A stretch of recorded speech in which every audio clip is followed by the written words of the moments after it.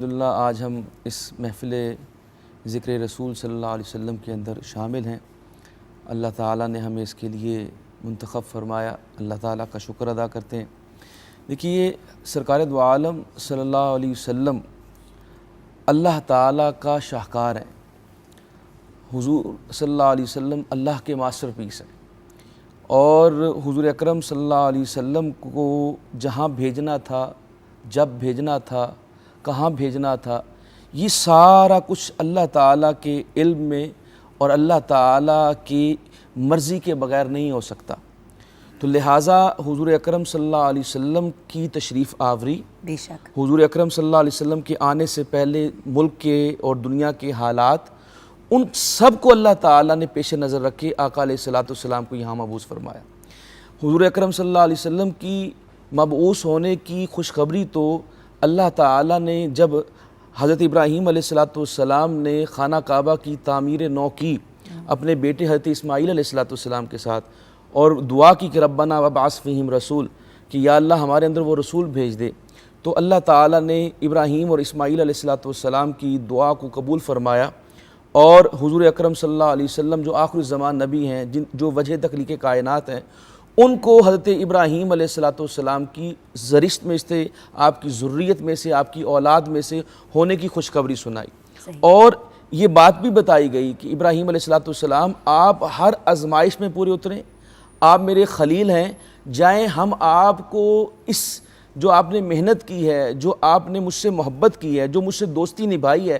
اس کے عوض ہم آپ کو اپنا آخری الزمان نبی جو میرا محبوب ہے، جس کے لیے میں نے پوری کائنات کو بنایا، اس کو میں آپ کی نسل پاک کے میں سے کروں گا۔ کیا بات ہے! دیکھیے حضرت اسحاق علیہ السلام کے دوران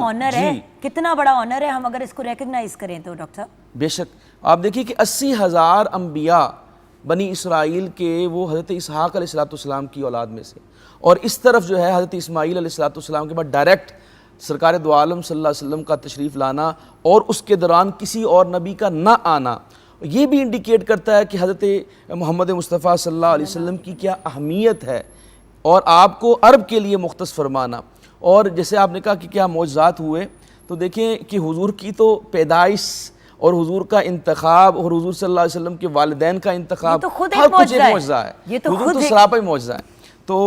اس کے علاوہ اگر آپ دنیاوی لحاظ سے دیکھیں تو آقا علیہ السلام کیونکہ 2 سپر پاورز تھیں اس وقت، کیونکہ صرف جو مطلب ڈیفرنٹ مذاہب کے لوگوں نے بھی پن پوائنٹ کیا، بے شک بے شک، تو یہ نہیں ہے کہ صرف اسلام یا اس ڈائریکشن میں جن لوگوں کا رجحان تھا ان کو، کیونکہ اوبیسلی اس وقت اسلام تو نہیں آیا، بے شک بے شک، جو اس کے قریب تر چیز معاملات تھے،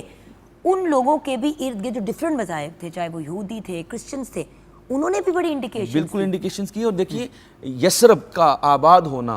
یعنی مدینہ منورہ جو آج مدینہ منورہ ہے، یہ یثرب تھا، یہ آقا علیہ السلام کی پیدائش سے 1000 سال قبل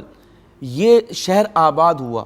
اور اس کو آباد کرنے والے یہودی ہیں، یعنی طبع حمیری ایک بادشاہ تھا، اس کے ساتھ جو اس کے انٹلیکچوئلز ہوتے تھے، وہ جہاں بھی جاتا تھا وہاں سے انٹلیکچوئلز کو لے لیتا تھا، تو ان میں بے شمار یہودی تھے، اور جب وہ یثرب آئے، مدینہ منورہ آئے، تو انہوں نے یہ کہا کہ یہ وہ جگہ ہے جو انڈیکیٹ کرتی ہے کہ آقا علیہ السلام آخر زمان نبی نے یہاں آنا ہے، تو اس وجہ سے وہاں پہ یہودی آباد ہو گئے اور آقا علیہ السلام کا انتظار کرتے رہے، جس کی طرف آپ انڈیکیٹ کر رہی ہیں کہ بہت سارے راہبوں نے، بہت سارے جو مختلف مذاہب کے لوگ تھے، علماء تھے، زعماء تھے، اس وقت کے جو اسکالرز تھے، وہ بتاتے تھے کہ آقا علیہ السلام یا آخر زمان نبی نے یہاں آنا ہے، جو آقا علیہ السلام کے بارے میں جو پیشین گوئیاں، جو پریڈکشنز کی گئیں۔ اور آپ اس میں دیکھیے کہ جب حضور اکرم صلی اللہ علیہ وسلم کی پیدائش ہوئی، اور حضرت آمنہ رضی اللہ تعالیٰ عنہ فرماتی خارج منی نور، یہ طبقات ابن سعد میں، یعنی سیرت کی سب سے بڑی کتاب جس کو سیرت ابن حشام کہتے ہیں، اس کے اندر لکھا ہوا ہے، حضرت آمنہ نے فرمایا کہ میں نے جب حضور اکرم صلی اللہ علیہ وسلم کی ولادت ہوئی تو اتنا نور تھا کہ میں نے شام کے محلات کو دیکھا، اور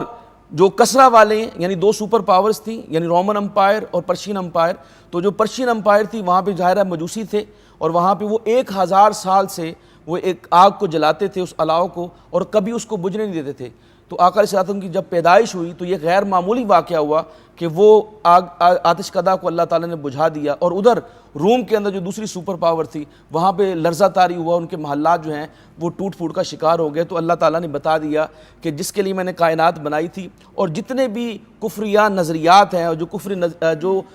کفریہ طور پہ جتنے بھی خود ساختہ مذاہب بنا چکے ہو، ان کے رد کرنے والا میں نے اس دنیا میں بھیج دیا ہے۔ کیا بات ہے۔ اسی نوٹ پہ ویورز اب ہم بریک کی طرف پڑھیں گے،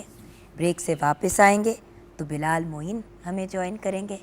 کلام پیش کریں گے، گفتگو کا سلسلہ بھی جاری رہے گا، آپ سے بھی بات چیت کریں گے ویورز، اور سیکھیں گے۔ اور سیکھنے سے زیادہ مجھے تو ہمیشہ یہی لگتا ہے کہ محفل میلاد